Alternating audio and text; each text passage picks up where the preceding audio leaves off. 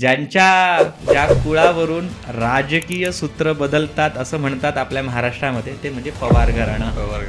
पवार घराणं याचा इतिहास हे सोमवंशीय क्षत्रिय, मध्य प्रदेशमध्ये असलेलं धार हे त्यांचं मुख्य साम्राज्याचं राजधानी, आणि धार ह्या ठिकाणी असलेली कालिका परमेश्वरी ही त्यांची मुख्य कुलदैवत.